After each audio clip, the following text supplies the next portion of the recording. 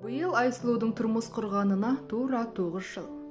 9 жыл бойы Айсұлудың жүзінде қуаныштан көрі мұңаю басымырақ. Жылдың қай мезгілі болсын қабағы түйіліп, үнемі ой үстінде жүреді. Иә, бұлай жүруінің өзіндік бір себебі де бар. Әрбір қыз баласының тұрмыс құрғаннан кейінгі арманы бала сүйіп ана тану. Бұл арман кейбіреуіне оңай келсе, кейбіріне өз уақытында бұйыра бермейді. Әрине, бұл Алланың ғана қалауы.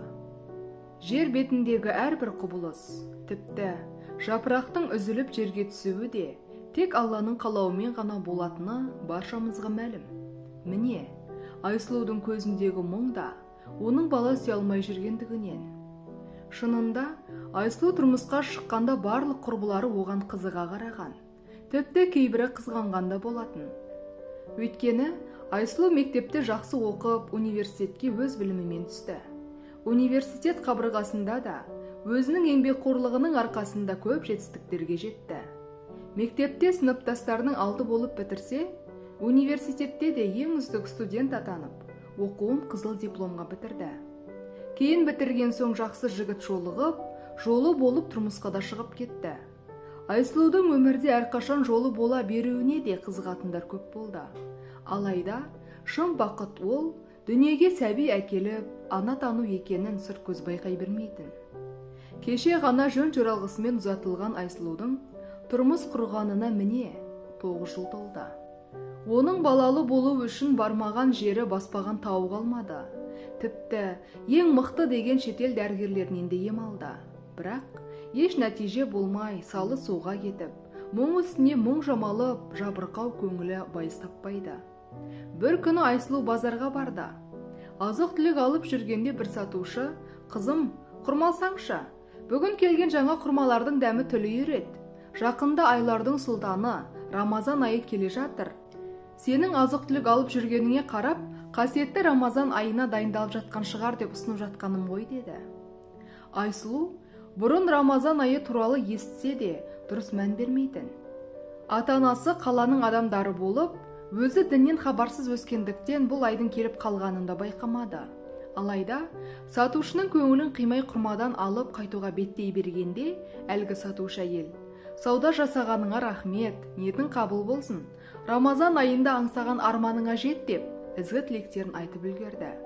Міне, сол күннен бастап Айсұлудың ойына Рамазан айы деген сөз орала берді.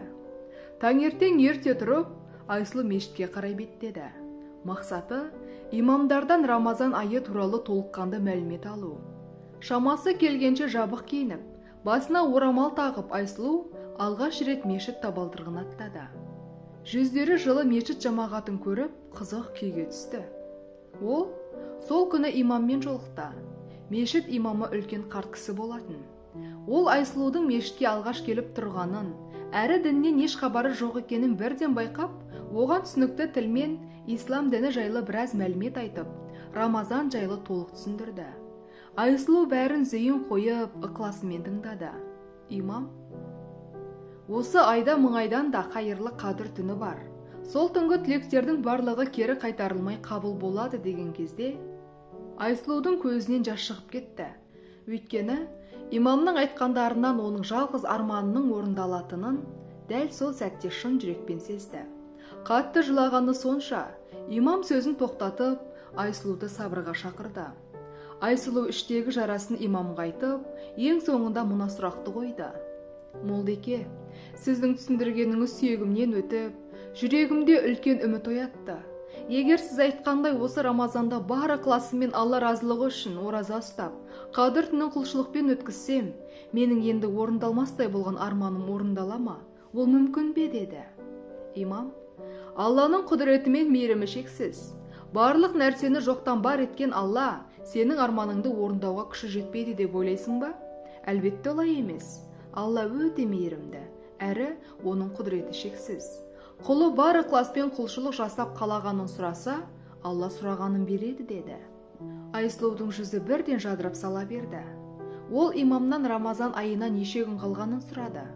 Рамазанға бар болғаны тек 3 күн қалғанын білген соң, бірден осы айда ораза ұстап, әрі мүбәрак айды құлшылықпен өткізуге серт берді.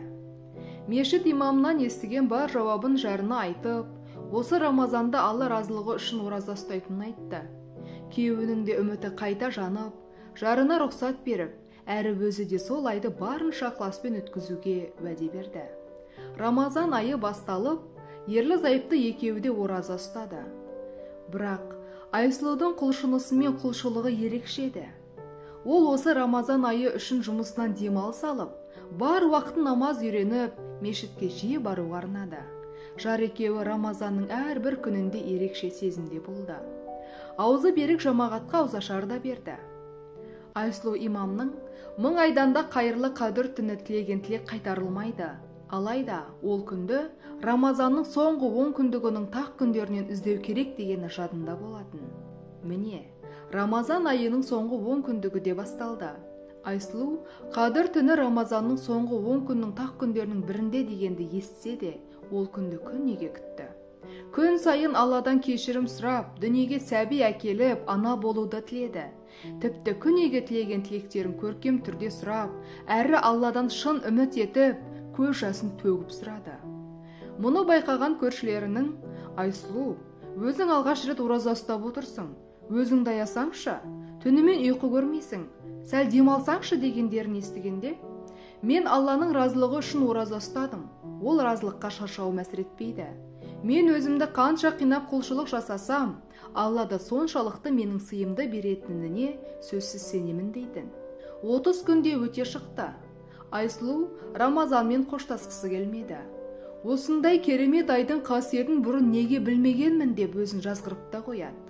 Ол Рамазаннан кейін өзгеріп шыға келді. Оның жүзіндегі риясыз қуанышты көрген адам Айсұлуды танымай қалды. Жүзі де нұрланып, көздері де жайнап шыға келгенін көршілері де бірден байқап, ол үшін қуанды. Айсұлу Рамазаннан кейінде құлшылықтарын тоқтатпай, тақуалығы арта түсті. Діни сауатын барынша жетілдіріп, өзін құлшылыққа арнаған ол, көп ұзамай ана атанарын білген соң, нағыз бақыт исламда екенін ұқты.